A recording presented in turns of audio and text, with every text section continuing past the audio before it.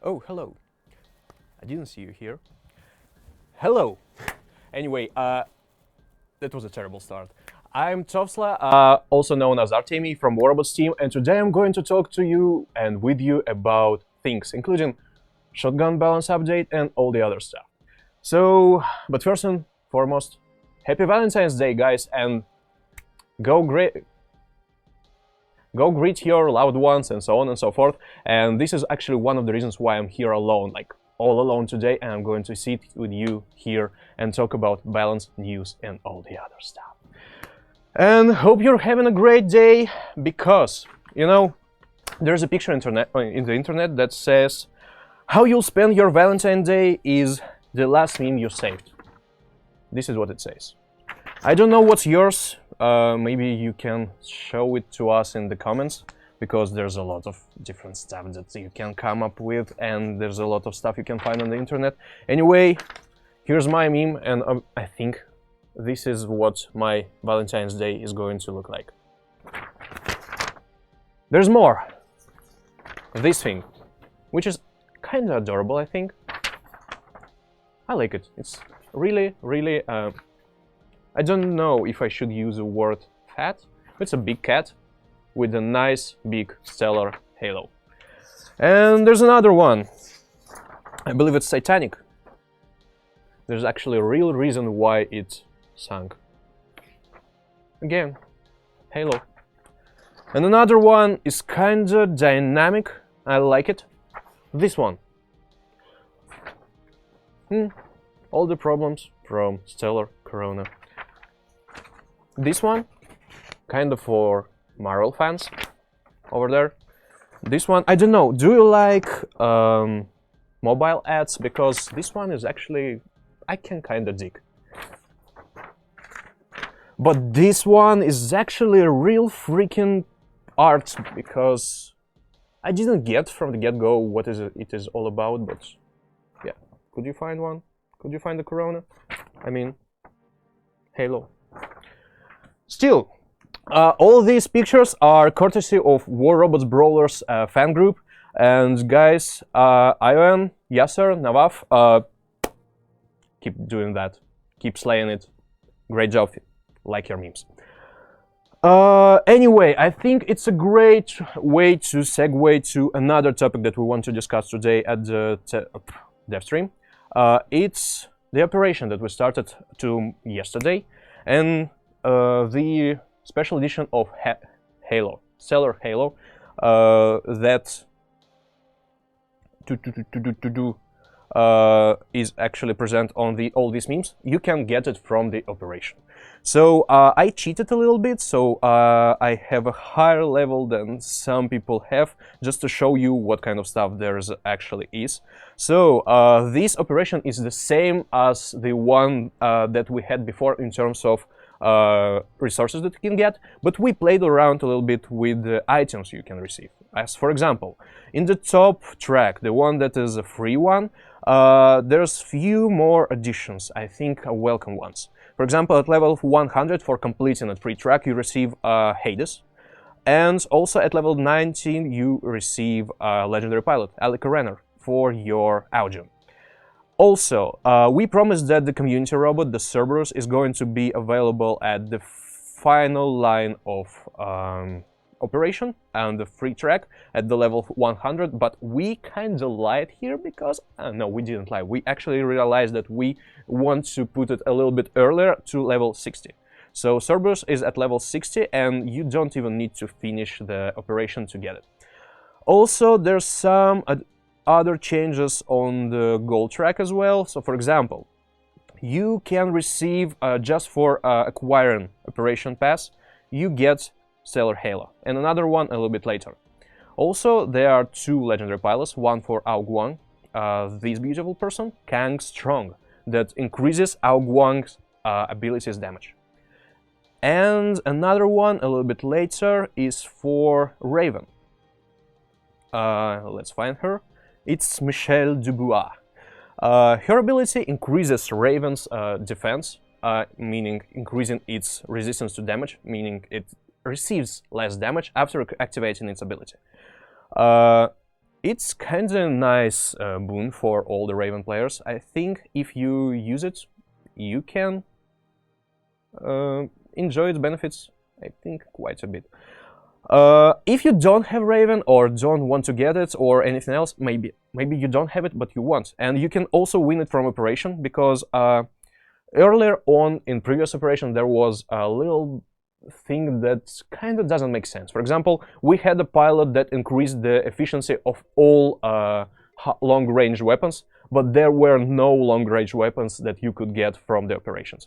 So this time we took another look at what we have in the operation tracks and tried to come up with some great combinations, so you can, for example, make multiple builds from items that you can get from the operation. For example, if you go for the final prize, the Phantom, you have at least 2 full builds that you can make from these items. For example, you can use Stellar Halos and Corona for one build, and also use, for example, Sparks and Scores that you can also win from this operation, get from this operation, for another build, for a different playstyle. And also there's a pilot for this, so you basically have a fully complete and fully packed Phantom, aside from maybe modules, that you can use immediately. Same for Hades, there are some options too, same for Raven, and so on. Should I show you anything else? I think we're not going to play and spend too much time in the game today, because we have lots of stuff to discuss, and also send us your questions. We'll have some time to answer your questions by the end of the stream, like 10 or 15 minutes for Q&A section. Anyway, what you see right now at the screen is this top price of this operation. This Stellar Phantom with 2 Stellar Halos. It's maybe not obvious from here because it's kind of far from us, but the stars that are drawn on this Phantom's body, they actually move. So you can say that this Phantom is kind of full of stars. Anyway, it's really darn pretty. And these weapons look much better while in the action. At least they look way more menacing than these freaking fish. It's pretty. Anyway, great memes. So yeah, new weapons, new robot special editions with special effects, special stuff, so on and so forth. If you like it, go for it. I don't know, I like it. I have it, I cheated. But I'm going to play more and see whether I'll be able to get to the top prize. I'll keep you informed. Anyway, what else to discuss? Right now there's a sale going on the live server.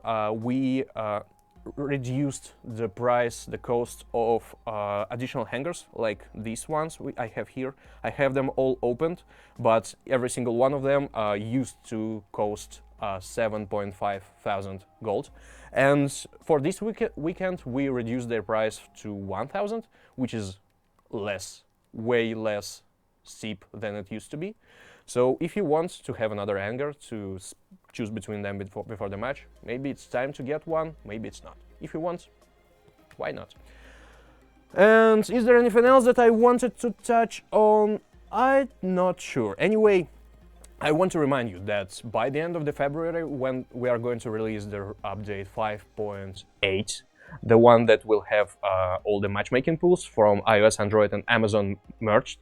Actually, it seems like Amazon is going to arrive a little bit later, when we figure out and when we'll see that everything works well for iOS and Android. We will turn on Amazon Q a little bit into the whole pool a little bit later, when we realize that everything is great. But anyway, we're going to do this in March. Before that, we still plan to launch the new silver system. You can go and check the last stream recap on their website, warrobots.com. And what else? What else did I forget? Yes, before the update 5.8 lands, we're going to remove the old economies, so you still have some time to upgrade your older items. And if you don't know what items you should actually upgrade, obviously, if you registered and started playing after July July 5th of 2018, you don't have to worry because all your items are like the new economy and you shouldn't worry about this. If you have older items that you acquired before that date, go check on the Reddit. There's a really neat table, that really neat sheet that someone compiled showing which weapons actually used to be better and which one are actually more efficient in terms of cost of upgrades and timers. So there are some highlights, for example, Ember, Redeemer, Scourge, Shock Train, Ion, Gust, and Dragoon. They used to upgrade faster or cheaper, so maybe you should focus on these items if you still have them. Go check the sheet on the Reddit, it's really great. We will post the link in the comments after the stream ends, so you will find it. So, what else? I think in terms of news, that's it. And we can get to the main part of the show. We're going to have a lecture, huge lecture about balancing things. Does it stand? It stands. Also, I need some things to draw on it. Also, I need some things to show you how things work. Anyway, I have some markers, and let's try to begin from the very beginning. So, what the hell is balancing? Obviously, there are some games that don't need to be balanced. We'll start from this. Things like chess, or maybe checkers, or something like this. Checkers are way simpler than that, because there are no, they're just one entity, like two entities. Like there are some these chips, how they called, like the things that people play checkers with. Anyway, figures, and you have a board. With chess, it's kind of harder, but anyway, chess and other like older games, they had so much time to balance themselves out. So now they kind of found the right balance, and more, they don't get any updates, which is interesting because chess you play right now are the same chess that you could play 30 or 50 years ago. So yes. We cannot say the same about the games that have been released for the last 10 or 20 years and the games you usually play right now, because they are constantly being updated, their rules are constantly being revised to find some kind of like toxic tactics, tactics that are way too strong, that are way too overwhelming, and the problem with tactics that are too strong, it's obvious. The main reason is that when you find the tactic that is too strong, it's like if you want to win, you have to comply with this tactic and you have to use it as well if you want to have a chance at winning. And obviously, when there's such a tactic, there's something wrong in the game. There's something wrong in the rules, and it makes the game way less fluid, way less what's the right word? It's like way less flexible in terms of how it should be played. If you want to play, like, for example, to keep playing on, I don't know, if you want to play as a sniper, but the meta current, like, most popular style prefers, goes towards more like close combat fight, you cannot do this because you will lose, obviously. So when there's such a situation occurs, we need to do some balance changes. And all the games that are currently being updated, they always being balanced. Even if we take something like, for example, card games, like Magic the Gathering, for example. Of course, there's not too much they can do to change the rules of the game, besides from add the new cards to the game, like add the new boosters, add new packs, add new rules.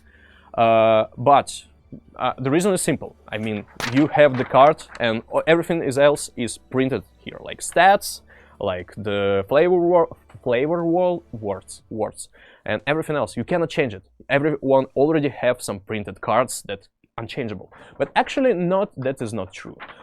Because, for example, if people find the cards that are totally broken in the current meta, in competitive environment, people usually just remove them from the game. They just ban these cards outright. And this is actually very interesting because, yeah, there is no game that actually avoids balance changes, because games are very hard things to nail, especially when they're constantly moving. And Some people use some simple like analogy. For example, when you get your car, for example, it's not possible for like car creator, for car producer, like for factory, to do something to a car when you already have it, to take it back from you and something like this. Actually, no. Everything can change from like tax laws that, actually, for example, can become higher for some kind of like fuel or something like this, or maybe something can break.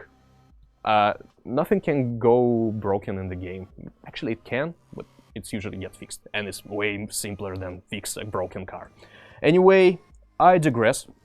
So, there are multiple ways that game developers can approach game balancing. For example, if we talk about simple one-on-one game, for example, fighting game. Imagine a fighting game, like two characters fight each other on the single map, on the single arena. They all have some kind of, one character has one set of moves, another has another set of moves, and let's say like this character. Let's call them, I don't know, Piotr. It's like Piotr. He's a character, he's a fighting game character that has some kind of some moveset and has some abilities. He has some kind of set amount of hit points, how much damage he can bear, and so on and so forth. And let's see how Piotr will fare against other characters. Let's see, he, for example, goes into 100 matches. So he wins in 60 matches out of 100 matches. What does it mean? It means that Piotr has 60% win rate. That means that at average, Piotr is like, maybe, I don't get me as a like professional mathematician, but let's say it's 10% more than perfect win rate, in which everything is balanced, because we strive to get to the 50% win rate. Just it means that this character wins no more or less than any other character. This guy is stronger, because he wins in 10% more cases. What should we do? We can do a lot to make Piotr more or less balanced. We can reduce his damage, or maybe we can do something to his moveset, make it more counterable, or make it maybe make him more durable. Maybe it depends. Actually, you need to go a little bit deeper. But can we use the same method for balancing war robots? Actually, no. There's one big reason, because when you play war robots, when you play fighting games, such a thing as mirror match, when, for example, one Piotr faces another Piotr, is kinda rare. Usually people fight on Piotr against, I don't know, Vasya, or someone like this, or maybe against Jeremy, or maybe against, I don't know, Hero, or someone like this.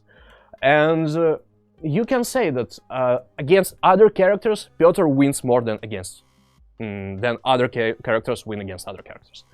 But in war robots, mirror matches are happen very often. When you see, for example, someone using maybe Leech, there's a huge chance that you will see another Leech, another team. So when your Leech wins against another Leech, there's not too much info to get from this match. So one Leech won, another Leech lost, it's still like 50% win rate for them both. So we need to find another kind of metric to deal with this. To find, we need to find another indicator of one weapon or one robot being stronger than another. And we've been looking at many different numbers, many different parameters over the course of game existence, like for the past 5 years. For example, we tried to look at damage. For example, we could try to find some kind of like average damage for all the weapons and try to balance around this. For example, let's say one weapon deals 10,000 damage per match, or say like 100,000 damage per match, and another deals like 120,000 damage per match. Well, what does it say? Maybe that could say that one weapon is stronger than another, but that's not the case, not always at least, because maybe one weapon could deal more damage in burst or in sustain and these two ideas are like completely different. For example, also, I mean, with burst damage, you could destroy one enemy like in one skirmish, and not let them fight back and deal also some kind of damage or capture beacon. And with another, you could just keep doing damage and let them go back and heal them or repair them, and so on and so forth. It's like two completely different patterns of play that give enemies different ways to fight back. And damage in this case is not a really great metric. So I could go deeper into explaining what kind of metrics we'll try to look at, but I will not waste any more of your time, and we'll show you what we actually do. Let's remove the Piotr, both of them, out of the picture, and try to show you what we're actually doing and what we're actually looking at. So our current system of like trying to catch the anomalies in balance is based on the assumption, which actually showed itself as a great thing, that you guys, like all the players, they're like hundred thousands and maybe even millions of daily and monthly players of war robots. You guys know better than us what is stronger. That's pretty much it. So there are two axes. On one, there are how many robots or weapons, how many players have this robot or weapon in their hangar, in their inventory. Let's call it number of items, amount of items. On this axis, there's another thing. Let's make it a little bit more slick, because I see it's not very even. Let's do it this way. Okay. And here we have a number of spawns, like how many times like how many players out of all the player base actually use this weapon or item, any kind of item, in the combat. So let me show you on the on a couple of examples what does it show. For example, this weapon, you know what it is. It's kind of small, but it's shock train, and when it's released, it was very dominant in the game like 2 years ago. And let's see how it started on this like diagram. Obviously, when we just released it, it was here. No one had it, no one spawned it, obviously.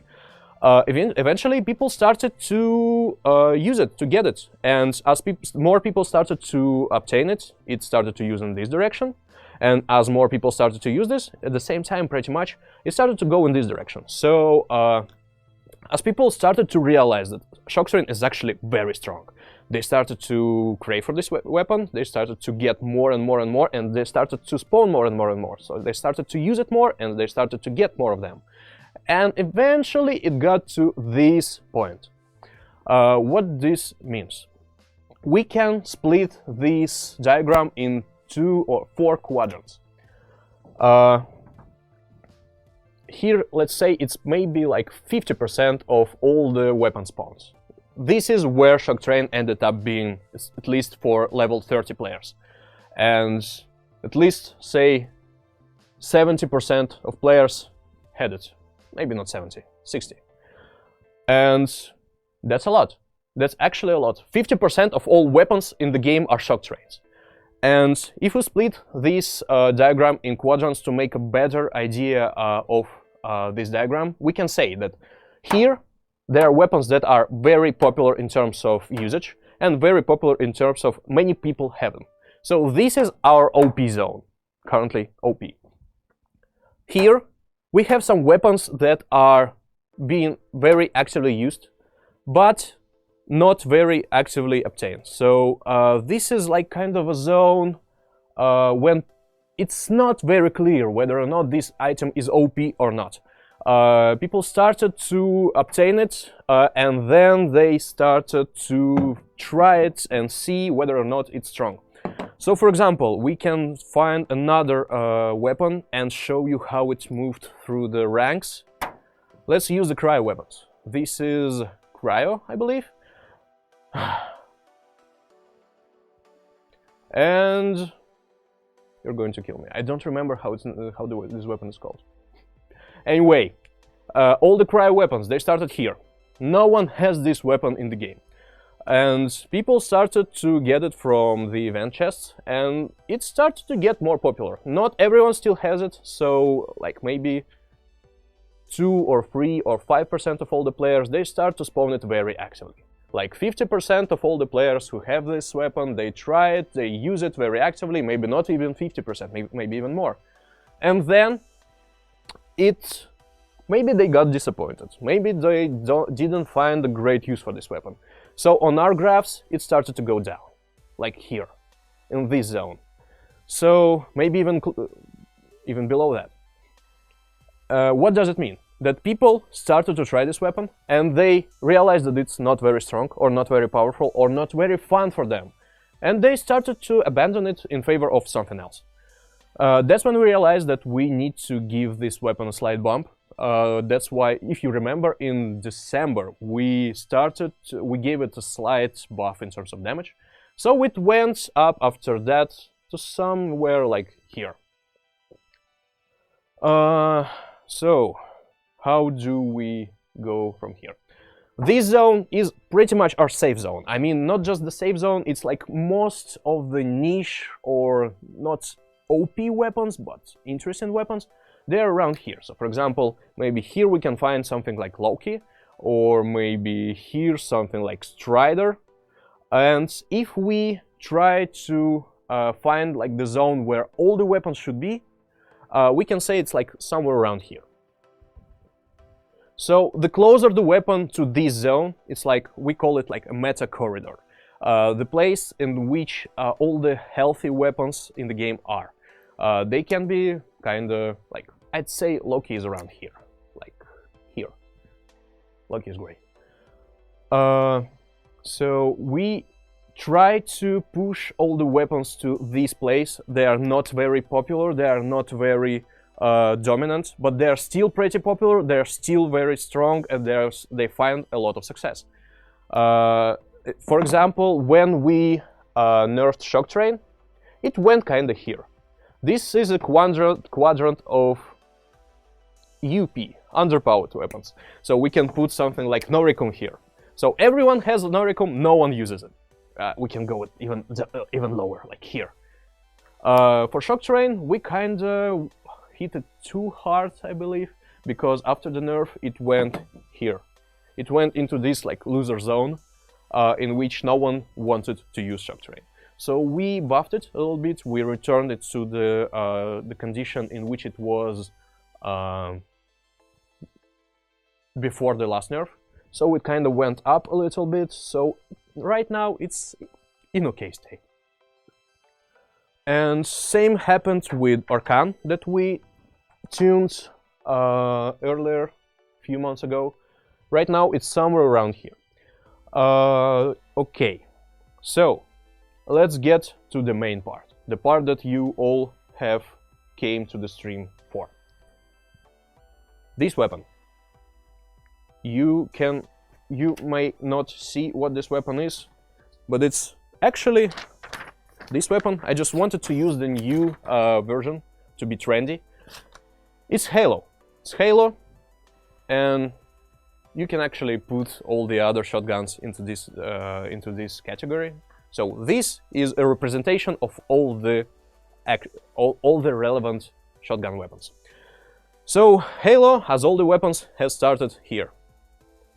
And there was a moment when people didn't realize the full potential of lockdown weapons, and it's kind of tried to go up here a little bit slow, and then it just clicked. We gave it a couple of buffs, so it became a little bit more interesting for people to play, because it actually dealt more damage than before. And it started to grow here, like go all over the place, like through here. Oh, this board is a mess. Anyway, right now all the shotgun weapons are in the same place where Arcan and Shock Train were before. And the reason is, if we talk about both of these weapons, Shock Train, Arcan, and shotguns, what makes them similar? It's not just the fact that they are too strong. if they were too strong, they would like be unstoppable. I mean, every time you see someone who has these weapons, you have no chance but to use the same weapons. There's one interesting thing about this system. I think its main weak part of the system is that it requires time for us to catch up with the actual balance of things. Because in our state, in our data, it can show like the damage is okay. Like the win rate, even if we showed just now that win rate is not any kind of indicative metric for all that stuff. I mean, to get the idea how powerful the weapon is, we need you guys to catch up and figure out the real power of this weapon, to learn how to play it and so on and so forth.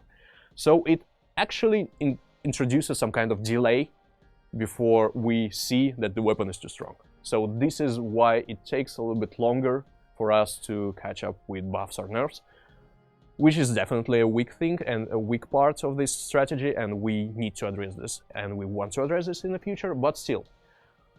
Let's get back to our weapons. Shotguns, Halo, Corona, Glory, Gust, Storm, and Thunder. Thunder is older, but still. Same Orkan and Shock Train. What makes them similar? They're very versatile, because at least in the meta we are present in, which is now very close to mid-range oriented meta, all the shotguns are basically, besides maybe Thunder, are like one size fits it all. You don't need any other weapons to shine on the battlefield. You just need all these weapons to do something. And this makes it so all other weapons are not that interesting and not that popular and not that not needed at all.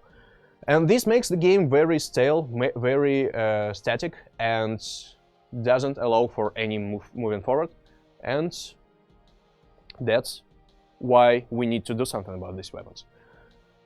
And there were multiple options. What we can do about Halo, Corona, Glory, we could just lower its damage, because on the damage metric it's also above all the regular weapons, at least in large data that we have.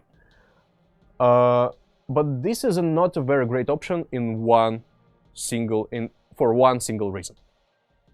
Even if we lower its damage, it still remains a very versatile, like universal weapon that you can use for any situation, but it just becomes worse.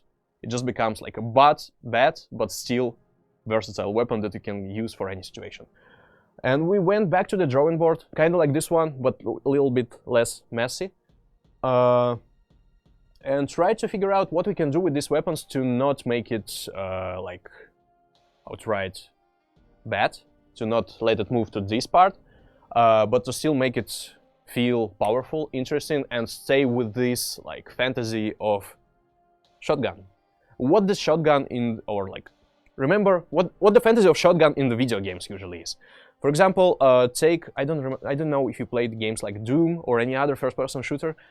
In these games, shotgun is something that you can use to go ham, basically, to get up close and personal with your enemy and shoot point blank and make it so like jeeps fly all over the place. So it's like your ultimate close combat weapon that is very powerful, that is very strong, that is like devastating once you get close to your enemy, but it requires you to get close.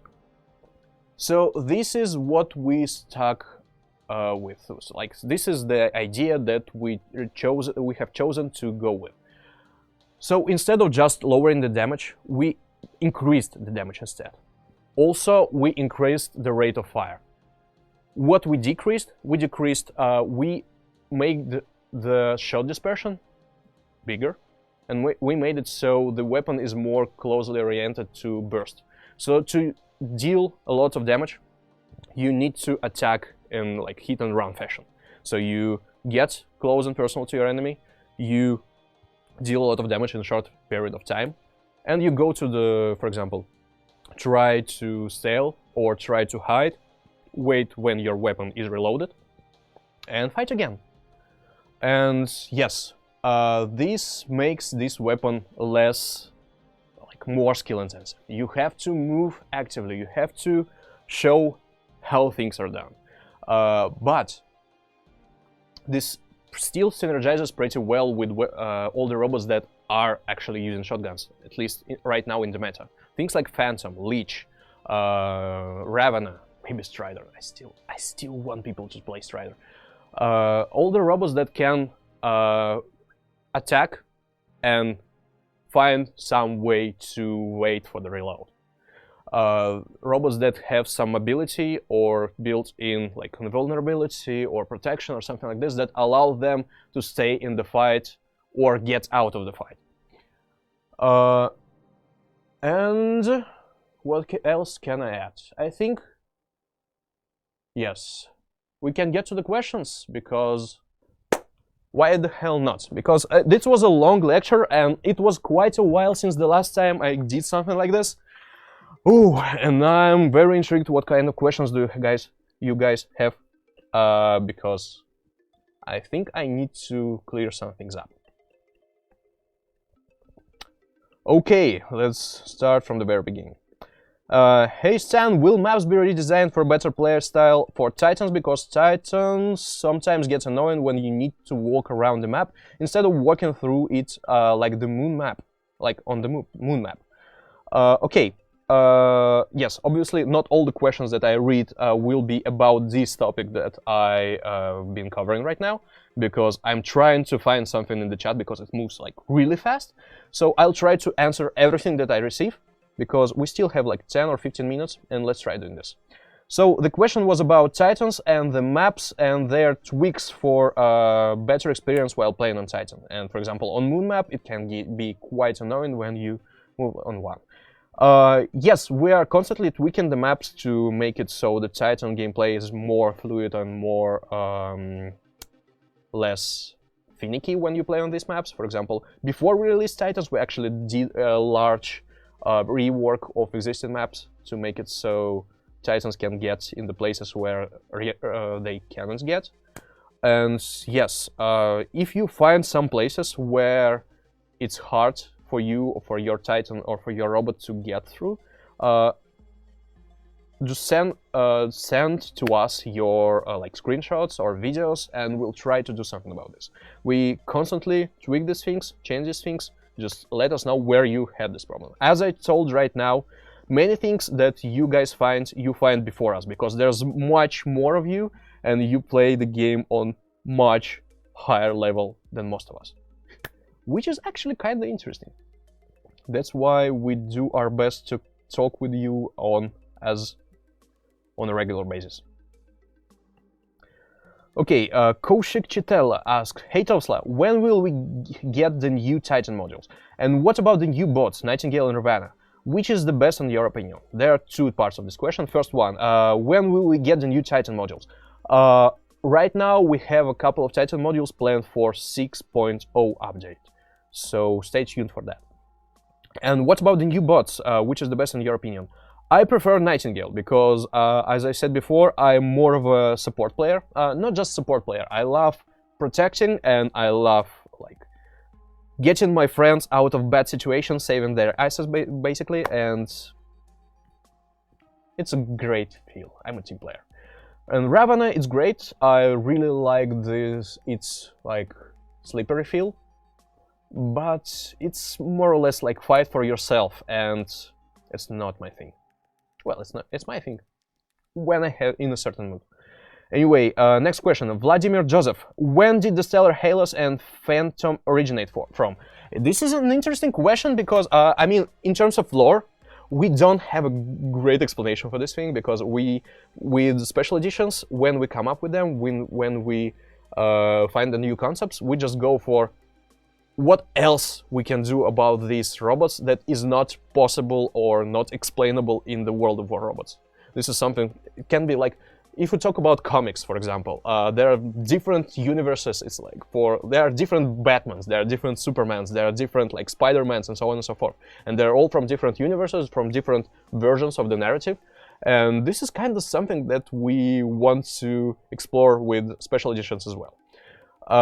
So yes, Stellar Halo and Stellar Phantom, they're like something from a completely different dimension, and we didn't yet think from what kind of dimension yet, but maybe there will be more things from this theme, and maybe we'll develop more into it. This is interesting.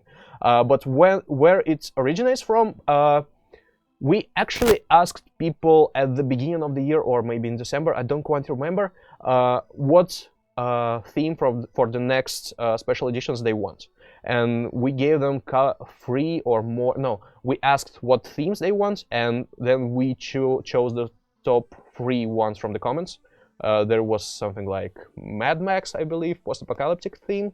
There was something like Divine or Celestial, and there was Stellar. And then we launched a poll, and Stellar won. That's it.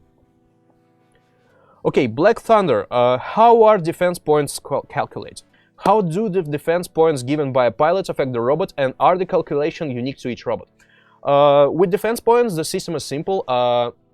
There is a graph on the website, and you can also find it on War Robots Wiki, the fun one. You can just enter the Google and see like War Robots Wiki, and enter the defense point in there. There's a great article detailing how defense points work. So there's a simple graph that shows how much resistance in percents each defense point gives. So you can see if we use this thing. Let's get back to the drawing board. So defense points increase your defense like resistances, not linearly. So if it was linear, it would be like this, like every single defense point give you some certain amount of defense, but it's not the case. The higher the defense point, the less each one gives. So I believe it looks like this, or maybe like this. Anyway, go check the graph, because I don't quite remember how it works. So, for example, go check the article. I don't want to go too deep into technical details, but anyway, the graph is like this. I'll link the graph in the comments after the stream as well, just so I don't lie to you. And the next question, how do defense points given by a pilot affect the robot, and are the calculation unique to each robot? No, all the bonuses for defense points, they just pile together into one simple pool, and then when you get, for example, your base defense points are like 60 from robot, for example, and then you add pilot who adds like 10 or 20, and then you, for example, add the module, which is possible, and you get like 90, and it's like just your resistance gets from this, like is being calculated from this number. Like you put all the bonuses together, and then you get, for example, 90 defense points. You go look to the graph and see, okay, 90 defense points give me this amount of resistance. The reason why we made it this way is that it is never possible to reach like 100 resistance points. So you never become like fully invincible. So there's always some damage that will be dealt to you. So every single defense point becomes less efficient. I believe graph is like this. Yes, there's like a symptom right here. Anyway, the next question is not a question. Ryan, thanks for the awesome new operations. It's great. Thank you. And by the way, yeah, every single question and every single shout out that I read here, you guys will receive a Ravana for this. Just you didn't read the description, now you know. Next question from MG Professor, smiley face. Happy Valentine, and thanks for Hangar discount. Hashtag WR Devstream. You're welcome. Next question from Team Lorenzo Fernandez. I would have liked to know when the next map will be released. Thank you. Thank you for the question. And the next map will be released. Right now it is planned for the update 6.0 as well, which is going to be released around April. And around next week or a bit later, you're going to be able to test this map on the test server. So check this out. Darkar23. Greetings from Mexico. And this is my question. Will there be paintings for the Titans? We want to make them possible, but we cannot say for sure when.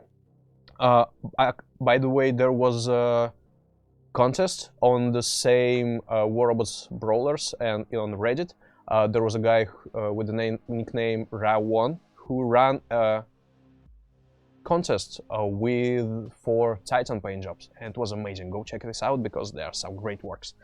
Another question: will we hear the soundtrack of 2015 again? Maybe.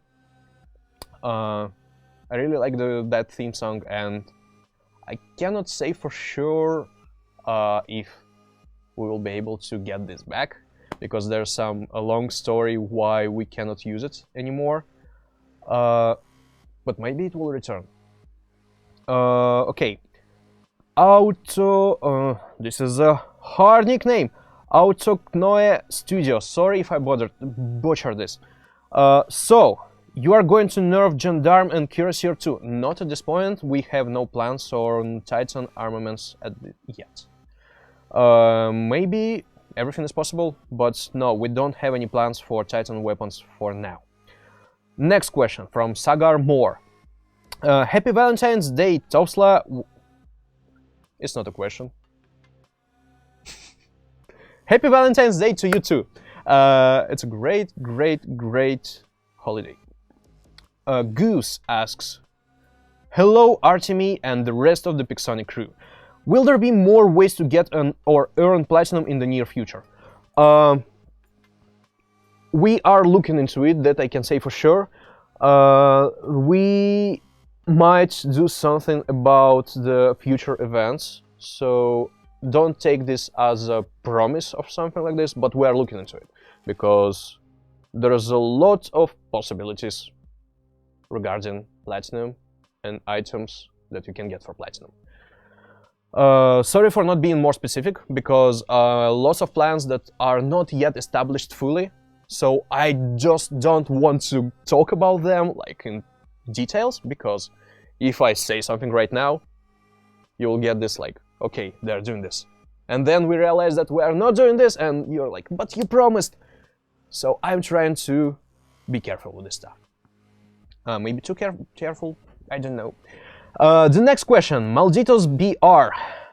What is your opinion about Cerberus? Is he having a search? Did the most relevant players like it? I opine for an HP buff, it will be more practical to combat. I like tanks.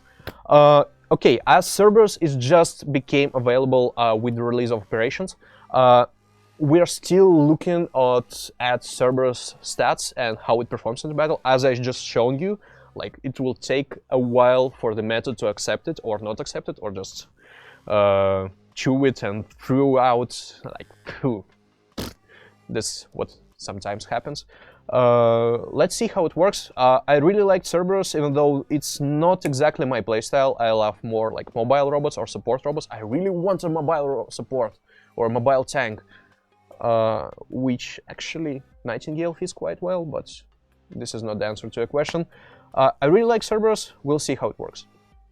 Wazok Gaming. Wazok Gaming. When will the paint jobs for Titans will be arriving? As I answered one of the questions before, we don't still have a time frame for Titan paint jobs release. Ronit Chaudhuri.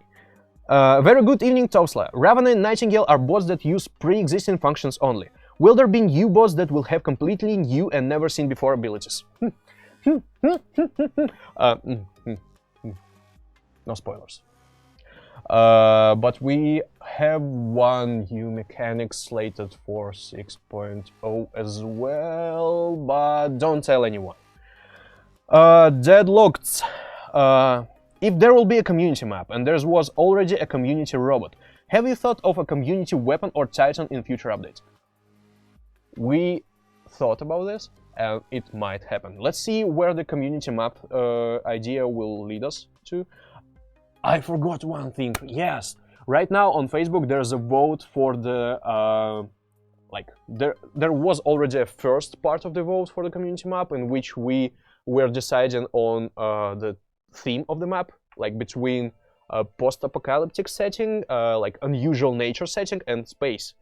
And people chose unusual nature. Whatever does this mean? you will see. And now the second tour is going on Facebook, on all the other social media that we have a presence where, at all the other social media when we are actually present. Now we select together with you what kind of special things should be in terms of like mechanics of this map. For example, you can choose between like portals on the map, like different ways of traversal, or maybe we can add some kind of like environmental hazards, or we can make it so the beacons on this map are situated, like located in unusual positions. You can choose between these things, go to our social media and vote, because this is how you can affect how the community map will be made. Next question, and there are like two more, like one question and one more, and we will wrap the stream up. Pollux Fadel. Hi Topsla, thanks for the lecture. Any ideas to bring back older weapons to the meta corridor? This is a question that I don't want to go too deep into, because right now, as we kind of discussed it in previous streams, as right now, as our weapons are like our weapon like hierarchy structured, there are like different tiers of weapons and items. You can see you can look at how much they cost and how much they cost to upgrade and how much time they take to upgrade. Like there are 4 different tiers, and there's kind of a natural like progression from one to another. As you go from, for example, like Punishers and Mullets to Arcans, and then from Arcans to Fluxes or Sparks or something like this, and then to like newer stuff and high level stuff, you go from like not just progress not just in terms of power, but also in terms of like different mechanics and things to consider when you play these weapons, like skill stuff. So we actually want to introduce this gradation and make it visible in the interface so you see which weapons belong to which tier. And yes, there are many things that I didn't show you at this like thing. For example, when we talk about like this meta graph, okay, here's the right way to show it. Okay, these are the stats for like level 30 and high tier meta. And there are also some other metas, like newbie meta for like level 1 to 20 and from level 20 to 30. And yes, these older weapons, they are mostly made for these lower levels, so people play them, people use them, and people actually progress through them. And at some point they just go to something more new and sexy and interesting. It doesn't make much sense to introduce these weapons to them earlier, because they might be too hard to grasp, and we start to introduce things gradually. So we make this progression visible in the game. We plan to make it later on. And yeah, we don't have any plans to move these older weapons to the higher tier meta, just because this just doesn't work with our current idea of progression. Hopefully I answered your question. And the last question from James McCollum. Will the matching system get revamped soon? Happy Valentine's Day. Happy Valentine's Day to you too, James. And the matchmaking system. Where do I start? First, we definitely expect some improvement with matchmaking pool merger after 5.0, when people from Android and iOS will be able to play together, and there's more people to choose from for matchmaking, so you get more even matches. Maybe there are definitely going to be less situations when, for example, you have squad versus non-squad matches, because there will be more squads in matchmaking, so more squads to choose from, and bigger chance that squad will face squad. Right now this happens just because there are not that many squads, like 6-man squads or 5-person squads or 4-person squads, even that, in Champions. And this is going to be solved kinda by bringing all the people together. Do we consider other ways of improving matchmaking? Definitely yes. We are running some kind of like internal like simulations and see what kind of matches are actually going, are not even in terms of like either skill or power, and we do a lot of stuff in this direction. But first, we need to see how the merger will affect the current situation, and then we will be able to figure out where do we go next. So yeah, expect something after 5.8. Expect server merger, not server merger, but matchmaking merger, as I need to point out once again that you won't be able yet to interact with people from iOS and Android outside of battle, but you will be able to face them inside the battle. This will be exciting, and let's see where it will lead us. And also, yes, this sticker, I really love this one. It's Kyle. Okay, I think we are ready to wrap this up, and my forever long stream, my watch, is ready to end.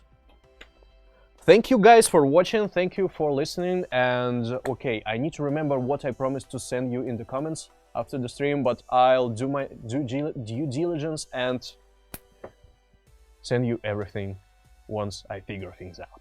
And one more thing, yes, if I read your questions during the stream, you will receive Ravana around Monday next week, so be sure to check your inventory by the end of the day, and that's it from me. So guys, we'll meet each other very soon, in like 2 weeks or so, every time, every dev stream. Happy Valentine's Day, and hope to see you on the next dev stream, and let's keep playing War Robots. See you guys.